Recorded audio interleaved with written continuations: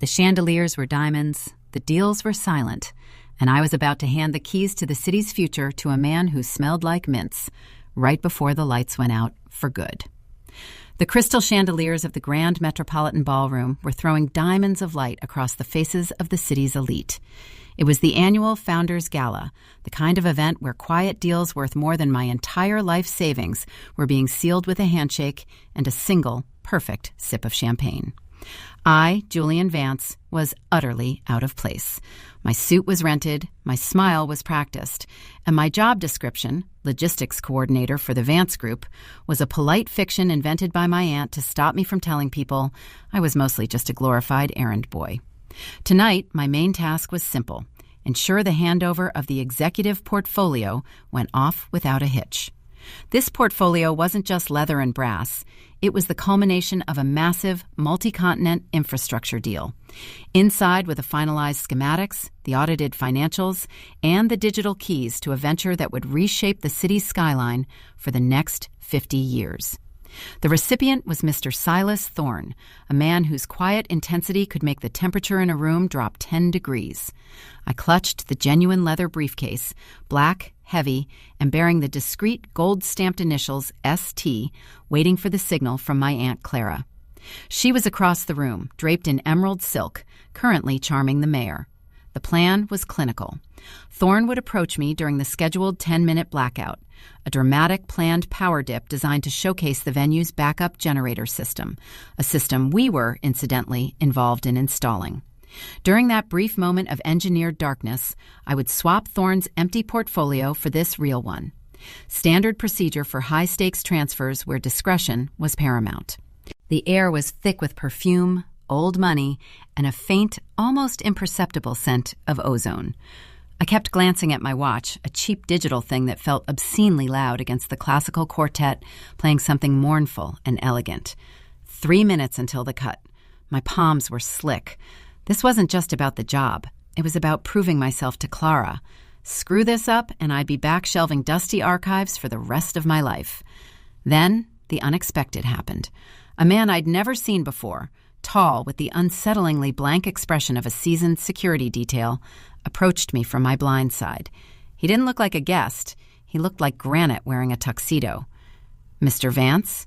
His voice was a low rumble, barely carrying over the music. I straightened, trying to project an authority I didn't possess. "Yes?" He leaned in, his breath smelling faintly of mints. "A small administrative oversight. Mr. Thorne requires the portfolio immediately. The transfer is being moved forward." He gestured subtly toward the main entrance. "He's waiting by the service lift." My heart slammed against my ribs. Moved forward? Clara hadn't signaled anything. This was a deviation, a serious breach of protocol. My job was to wait for the planned blackout. But this man's presence, his sheer physical insistence, brooked no argument. He looked like the type of person who didn't take no for an answer, and whose job description likely involved making problems, and people, disappear. He specifically requested the transfer at the scheduled moment, I managed, stalling. The granite man didn't blink. "Circumstances have changed. Delays are now a significant liability. Hand it over, Vance." He reached out a hand, large and unwavering. Panic flared. If Thorne really was waiting, holding up the deal because I was sticking to an outdated schedule looked incompetent, maybe even hostile. Worse, this stranger looked like he was expecting trouble, not just a portfolio exchange. I made a split-second, career-defining decision based on pure adrenaline and the terror of disappointing my Aunt Clara. I would complete the handover early. I thrust the real ST briefcase into his waiting hands. He took it with surprising gentleness, testing its weight. His eyes, sharp and gray, finally flickered with something. Relief? Triumph? "Excellent. Your diligence is noted." He turned abruptly and strode toward the service elevators, melting into the shadows near the kitchens. I stood there, breathing heavily, the silence where the briefcase had been, feeling cavernous. I had done it. Early, but done. I turned back toward the main hall, ready to find Clara and explain the accelerated timeline, when the lights flickered once, twice, and then darkness. Not the gentle, staged dimming we were expecting. This was absolute, dead black. The string quartet stopped mid-note. A collective gasp rose from the 100 most powerful people in the city. The emergency lighting, designed to kick in instantly, failed entirely. The backup generator didn't hum to life. There was a moment of pure, suspended silence, broken only by a distant, muffled shout from the main entrance area. Then, from the far corner of the ballroom, where the catering staff had been staging their carts, I heard a sound that didn't belong at a gala. The sharp, metallic clack of something being forcefully engaged. It was followed by another, and then a rapid succession of sickening, unmistakable impacts. It sounded like someone was setting up serious hardware, something loud and wholly inappropriate for polite society. My blood turned to ice. The planned blackout was supposed to be a demonstration of our system's reliability. This felt like sabotage.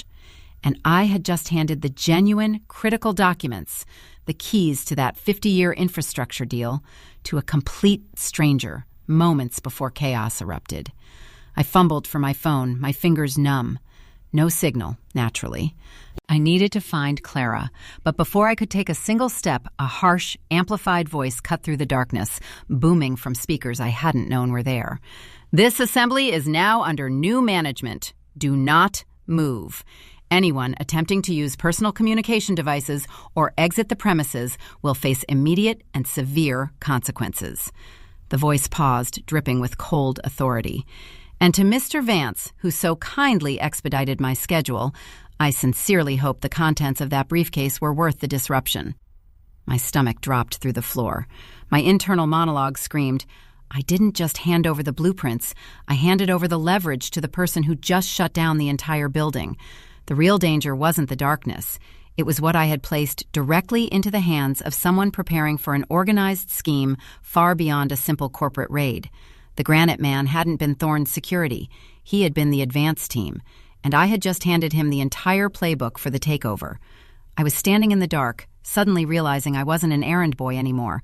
I was the unwitting patsy in a major act of corporate seizure, or worse, and the person who now held the real key to this operation was long gone. The amplified voice faded, leaving behind a ringing silence that somehow felt louder than the previous chaos. My mind, usually sluggish under pressure, was now racing at warp speed, fueled by pure, toxic adrenaline. Severe consequences. That wasn't a threat directed at the assembled guests. It was a specific, targeted warning for me. I pushed myself against the nearest wall, trying to make my rental tuxedo disappear into the velvet drapery. The ballroom, moments ago a glittering monument to success, had transformed into a highly effective, soundproofed trap. "Clara," I hissed, straining my ears against the heavy silence. I had to find my aunt before the architect of this mess, who clearly knew who I was and what I was carrying, could identify me as the fool who delivered the goods. Then I saw it, or rather, felt it. A sudden, small vibration through the wall against my back. It wasn't the rumble of machinery. It was footsteps, heavy and deliberate, moving along the service corridor behind the ballroom lining. They were sweeping the perimeter. I had to move. I shuffled sideways, my wingtip shoes thankfully silent on the thick carpet, heading blindly toward where I thought the kitchen's entrance was, the route the Granite Man had taken. If I could reach the back corridors, maybe I could find an exit that wasn't guarded by whoever was making those metallic clacking sounds. As I moved, I bumped into something soft and warm. A gasp, quickly stifled. "Julian, is that you?" It was a woman's voice, low and laced with panic. Mrs. Eleanor Albright, the CEO of Meridian Global, a key investor in Thorne's project. She was supposed to be across the room, making small talk about European bond markets. "Mrs. Albright, quiet," I whispered fiercely, grabbing her arm. She was shaking violently. "The lights, what is happening? My phone has no signal. They locked the doors." Her composure had evaporated entirely. "We need to get to the service area. Stick close," I urged, pulling her along. We reached the threshold of the service entrance just as the internal floodlights, the low-level emergency lighting, flickered on, bathing the area in a sickly institutional orange glow. It was enough to see, but not enough to be comfortable. The Granite Man was gone, but standing near the bank of elevators were two other figures.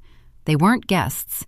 They were bulky, wearing black tactical gear that looked absurdly out of place next to the industrial stainless steel. and they were actively working on the elevator panel, one of them holding a small device that looked distinctly non-standard. They were securing the access points. My blood ran cold again. This wasn't just about theft. This was about containment. They weren't just stealing information. They were isolating the entire venue and everyone in it. "Stay here," I muttered to Mrs. Albright, pushing her behind a stack of empty champagne crates. I scanned the perimeter wildly. The kitchen exit. It was usually a double swing door leading to the loading dock. If I could make it there, I might have a chance to slip out into the alleyway. I took a deep breath, counting to 3, then darted low, hugging the wall, moving toward the swinging doors near the massive industrial refrigerators. My rented shoes suddenly felt like lead weights. I was nearly there, 3 steps from the cool metal of the door handle, when one of the men by the elevator looked up. He didn't shout. He didn't even raise his weapon, a compact, ominous piece of equipment that looked much more modern than any standard issue I'd ever seen referenced in technical manuals. He simply pointed. The second man didn't hesitate. He didn't aim for a warning shot. There was a sharp, pressurized thwump, and a projectile, not a bullet, but something dense and fast, slammed into the stainless steel refrigerator unit right next to my head. The impact resonated through the steel, vibrating my teeth. I froze halfway to the door, paralyzed by the sudden, terrifying reality of being hunted. The man with the weapon stepped forward, slowly, methodically. "Stop moving, civilian," he commanded, his voice electronically modified to sound inhumanly deep.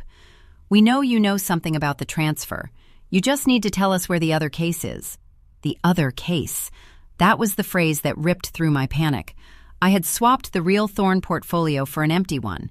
The man who took the real one was the leader, the one who issued the threat. But these guards, these enforcers, were looking for a second case. What had I missed? What was so vital that the leader took the first case and his team was now searching the ballroom for a second, identical-looking container? I slowly raised my hands, palms out, trying to look as terrified and compliant as a logistics coordinator possibly could. "I don't know what you're talking about. I only had one case. The one I gave to your colleague, the man who told me to hurry up." The guard advanced until he was just a few feet away. I could smell the synthetic material of his gear. He leaned in, his visor reflecting the sickly orange light. "Your colleague had the primary access key," the modified voice hissed. "The one you delivered was the decoy. The real objective was secured separately. We were told the asset was swapped earlier tonight under your supervision with the decoy still in the ballroom. You delivered the decoy to the wrong person entirely. Now where is the real target, the one that isn't shiny black leather?" My breath hitched. The decoy. The case I thought was Thorne's empty portfolio, the one I was supposed to swap into Thorne's possession during the blackout, was the one I had just handed over to the Granite Man. That meant the real portfolio, the one containing the vital schematics, was still somewhere in this darkened ballroom intended for the real Silas Thorne, who was currently trapped here with us.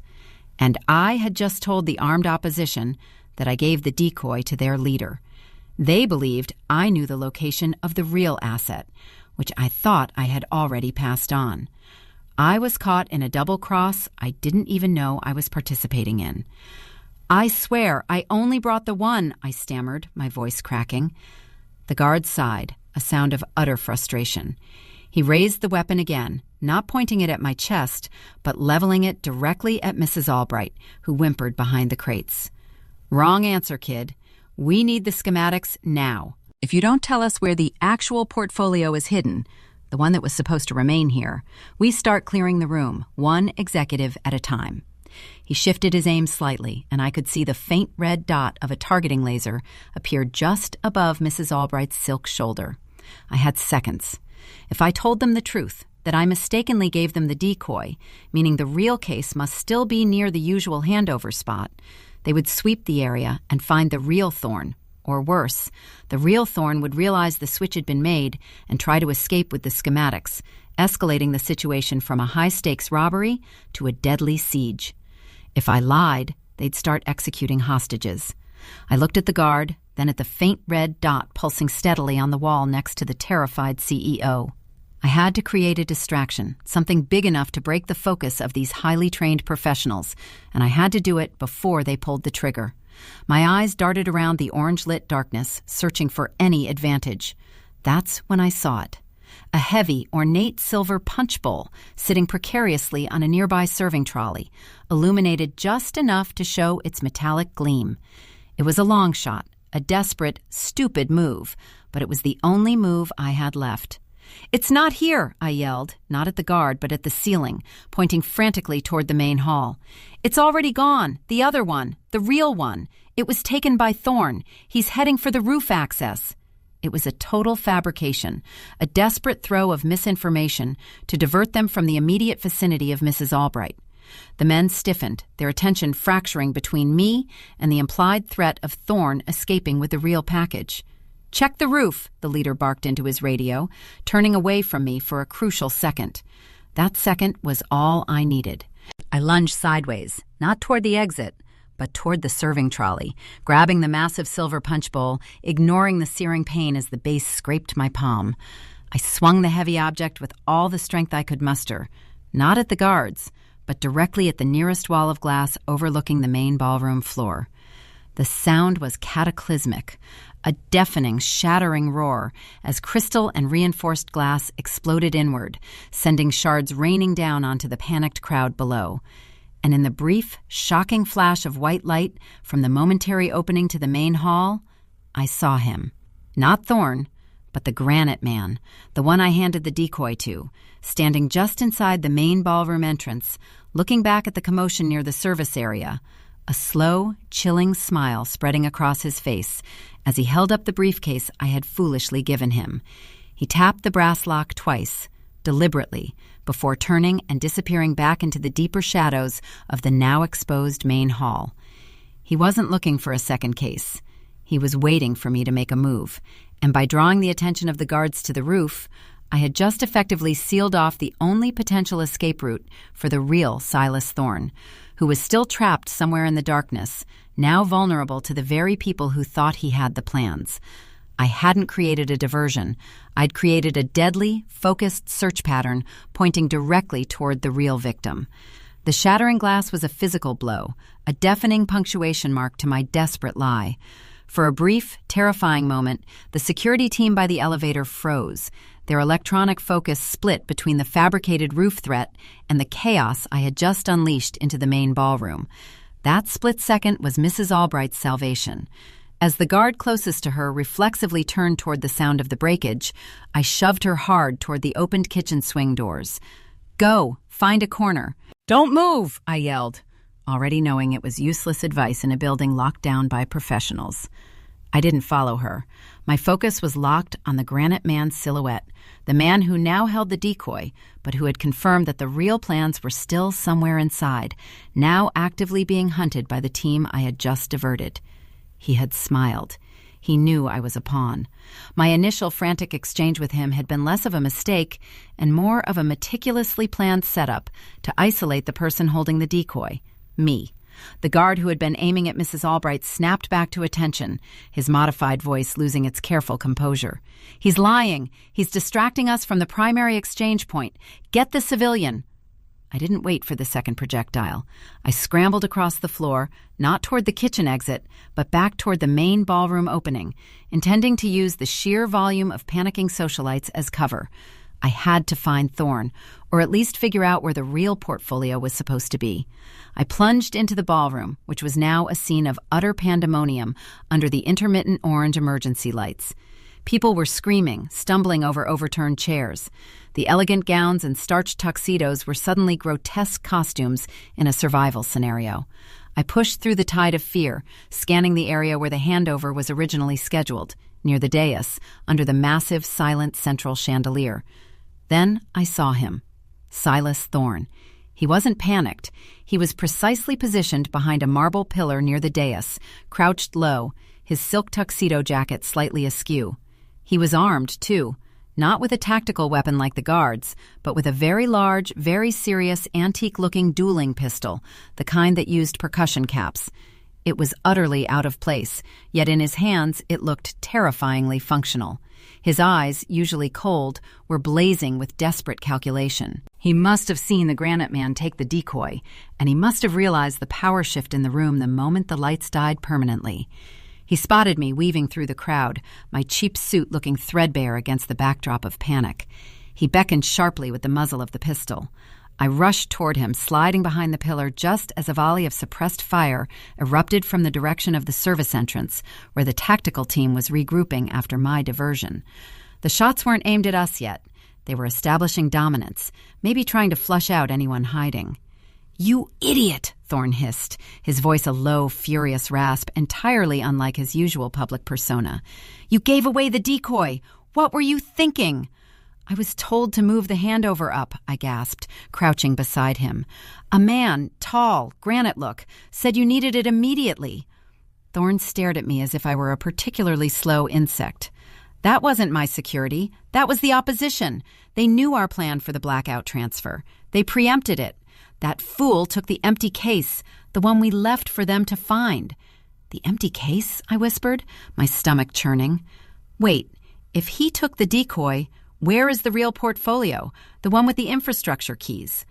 Thorne glared at me, then pointed with the barrel of the antique pistol toward the empty pedestal on the dais where the presentation had been planned. It was never supposed to be in a briefcase. That was the elaborate smokescreen.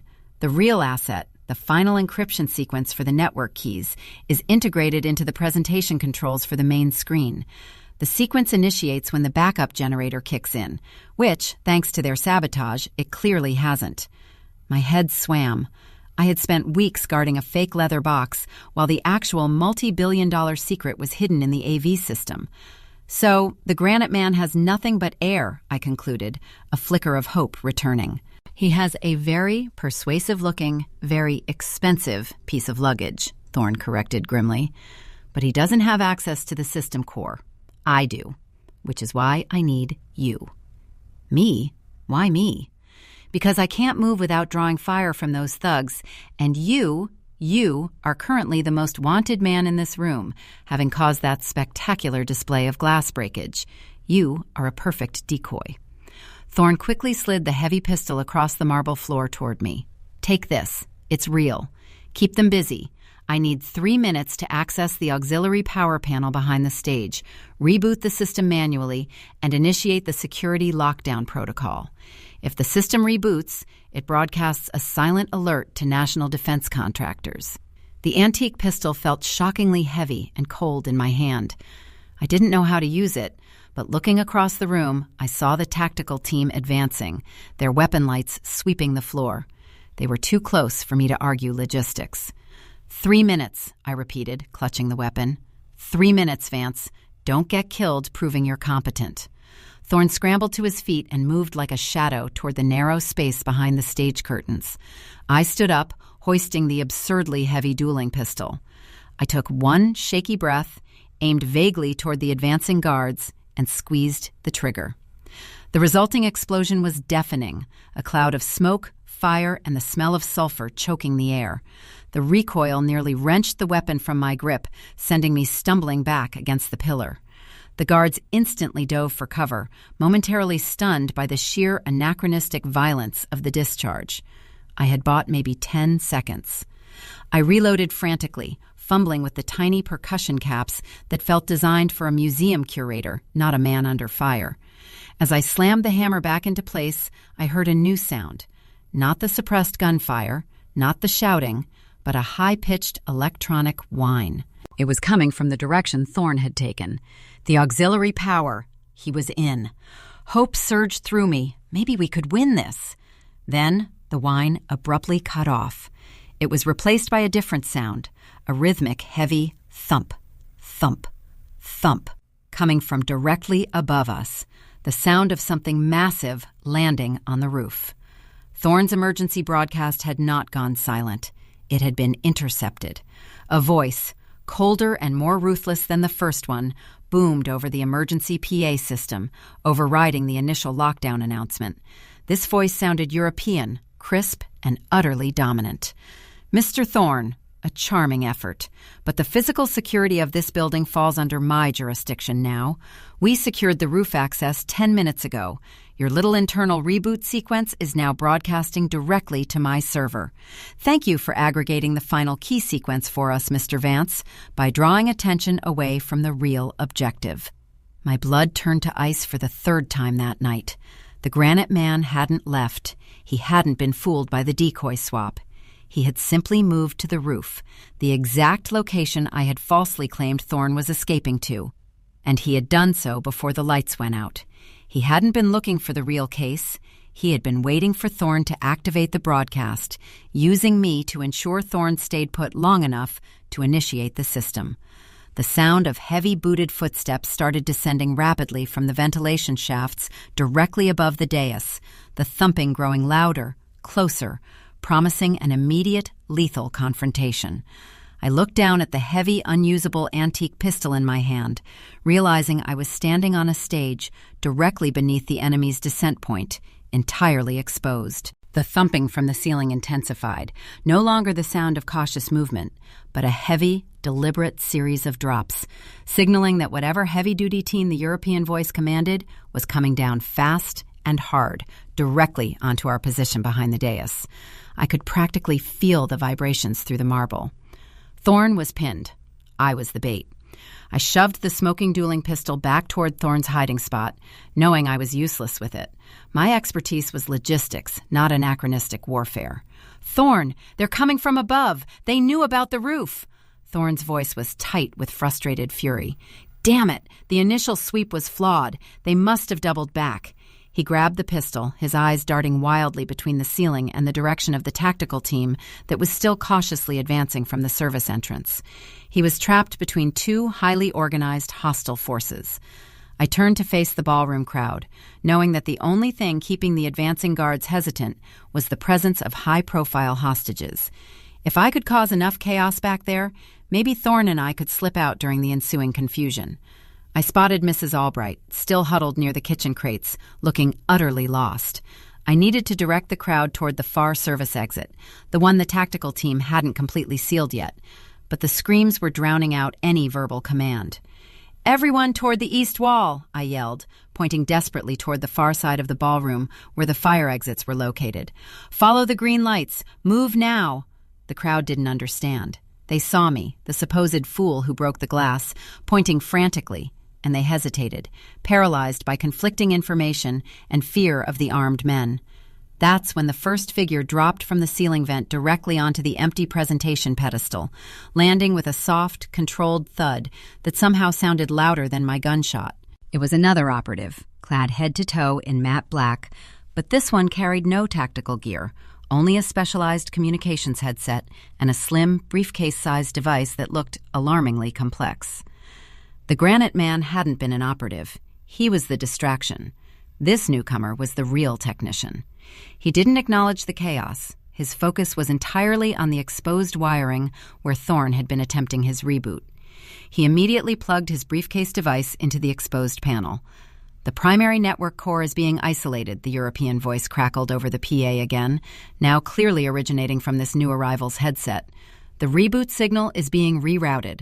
We are now broadcasting the acquired data packet directly to the orbital relay." Acquired data packet. The final encryption keys. They hadn't just intercepted the transmission, they had turned Thorne's panic button into their own upload mechanism. My failure to secure the decoy and the chaos I created by breaking the glass had given the real enemy the perfect cover to establish physical access to the network controls, while the other security team kept the hostages distracted. Thorne let out a strangled cry from behind the dais.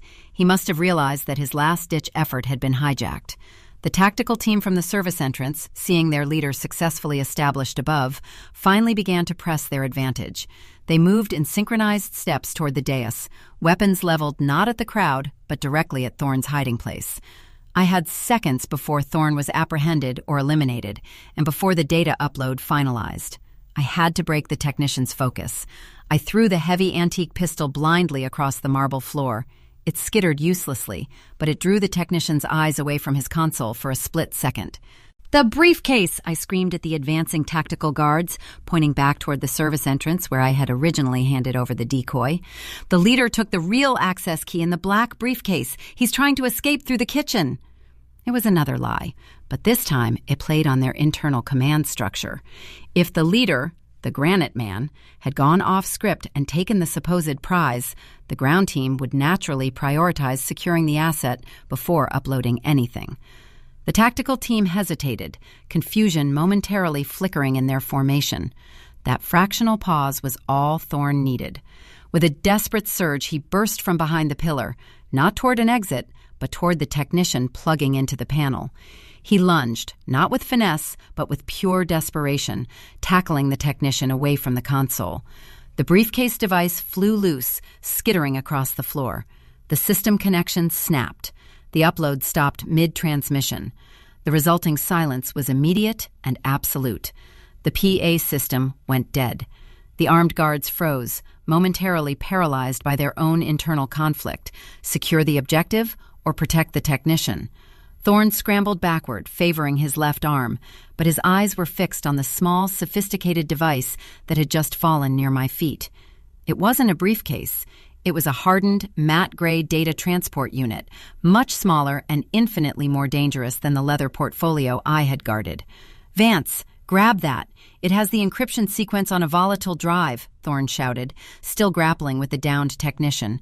"If they get that drive back online—" I lunged for the gray unit.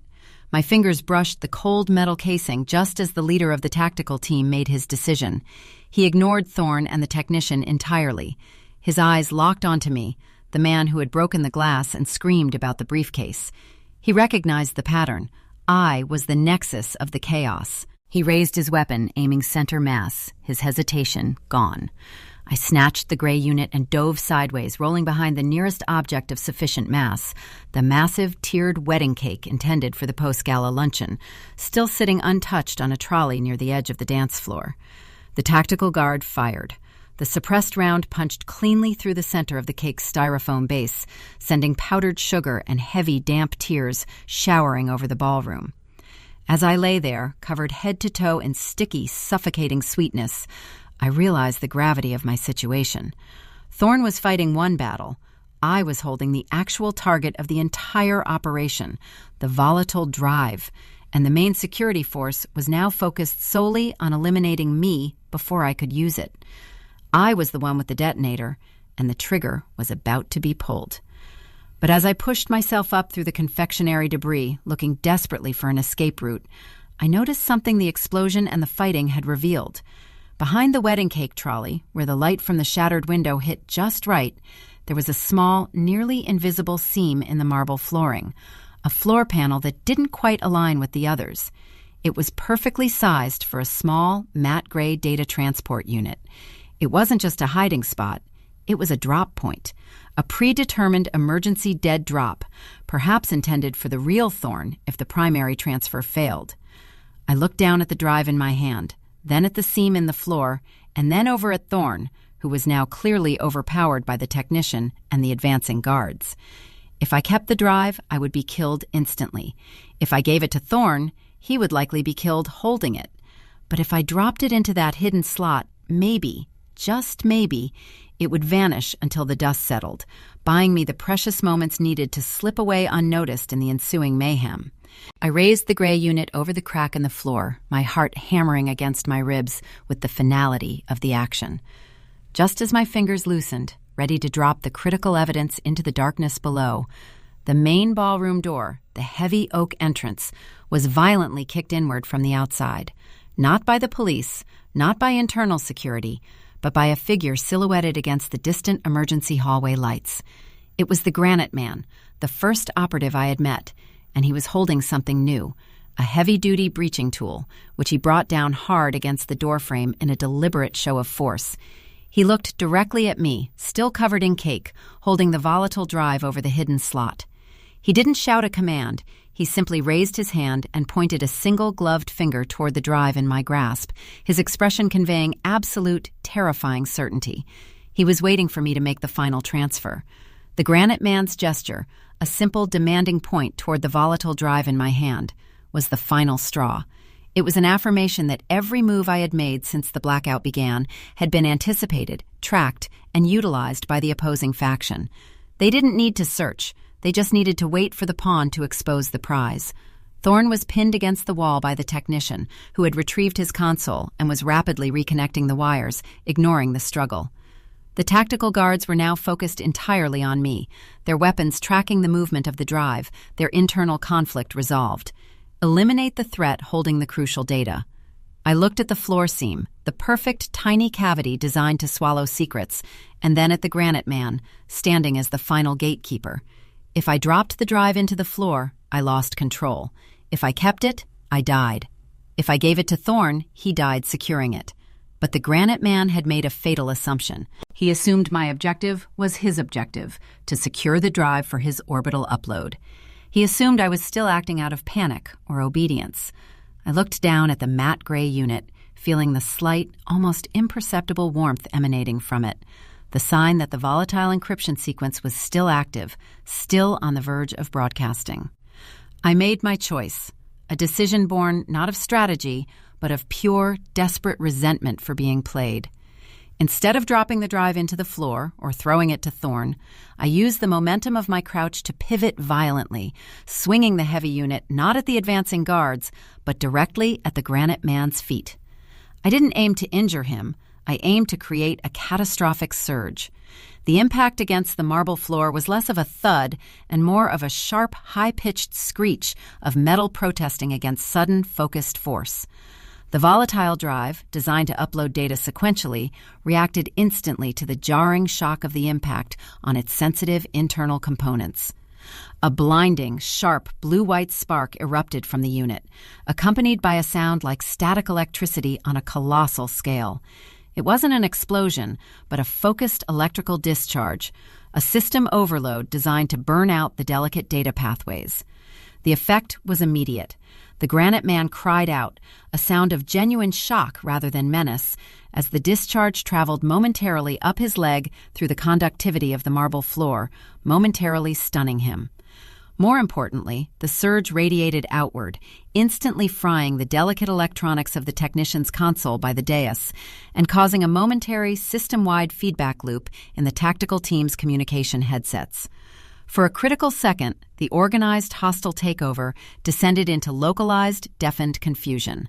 "Now, Thorn!" I roared, finally using my logistics training for true destruction. "The west exit, the one past the catering staging. It leads to the ventilation maintenance tunnel, not the loading dock." Thorn, seeing the technical expertise of the opposition crippled by the drive's self-destruction, used the confusion to shove the technician off him. He didn't hesitate. He bolted past me, sprinting toward the far side of the ballroom, where the catering equipment was piled high. I scrambled up, ignoring the burning in my lungs and the sugar clinging to my skin. I ran after Thorn, using the massive disruption as a shield. The tactical guards, temporarily deafened and disoriented by the feedback, were slow to re-engage. The Granite Man was recovering, but stood momentarily paralyzed, watching his captured technology literally burn itself out at his feet. We reached the edge of the catering staging area. Thorn slammed his shoulder against a reinforced panel, one I dimly recognized from the blueprints I'd spent 3 weeks studying. A rarely used access point leading to sub-level maintenance shafts, far from the main building exits. The panel groaned open, revealing a dark, dusty concrete tunnel, smelling faintly of damp earth and oil, the smell of an escape route that wasn't on any public schematic. "Go, go!" Thorn urged, pushing me through the opening. I tumbled into the darkness. Thorn followed, kicking the heavy panel shut behind us. The moment the latch engaged, we heard the furious, unamplified shouts of the tactical team, realizing they had been bypassed entirely. We didn't stop running in the suffocating blackness until we hit a ladder leading up to a manhole cover marked with obsolete municipal symbols. Thorn, breathing heavily, forced it open. Above us was the cool, clean night air, miles away from the chaos of the Gala. We emerged into a quiet, upscale residential street several blocks from the Grand Metropolitan. The silence was profound, broken only by the distant, muffled sound of approaching sirens. the police, finally arriving due to the noise and the shattered glass. Thorne looked back toward the glittering, doomed hotel for a moment, then turned to me. He was scratched, bruised, and utterly drained. But he was alive, and the critical infrastructure access was safe. Destroyed, yes, but safely out of hostile hands. "The drive is ash," I said, still tasting sugar. "They got nothing from the broadcast." Thorne nodded slowly, pulling out a pristine satellite phone from a hidden pocket inside his jacket lining. "They got nothing that mattered, Vance. That unit was the final decryption key, a failsafe. By destroying it, you prevented the orbital transfer, which was the real endgame for those radicals. You stopped a global incident from becoming a global catastrophe." He paused, staring at me. I was covered in powdered sugar, smelling like sulfur, and holding the remains of a priceless weapon. "You were supposed to be the idiot errand boy," Thorne continued, a ghost of a smile touching his lips. "Instead, you improvised better than my entire security team combined. That level of unpredictable decision-making under pressure, it's invaluable." He tapped the satellite phone once, already dialing. "I owe you everything, Julian. But first, you need to disappear. Right now. The authorities will find that ballroom, and they'll want to know why the logistics coordinator is covered in cake and antique gunpowder." He handed me a thick, unmarked envelope. It felt heavy. "This is your severance, and your new identity, vetted and ready. Go quiet for 6 months. When you resurface, you will no longer be a coordinator. You will be my head of special projects. Don't call me. I'll call you when the dust settles." He gave me one last intense look, a look of genuine frustration replacing the earlier frustration. "Now go. And Julian?" "Yes, Mr. Thorne?" "Don't ever rent a suit again." I didn't look back. I turned and walked into the anonymity of the quiet residential streets, the envelope burning in my pocket, leaving the wreckage of the Founders Gala behind me, a logistical ghost who had accidentally saved the city's digital future by choosing the messiest, most ridiculous option available. As the first flashing blue and red lights finally crested the hill toward the hotel, I knew my life as Julian Vance, the mediocre errand boy, was over.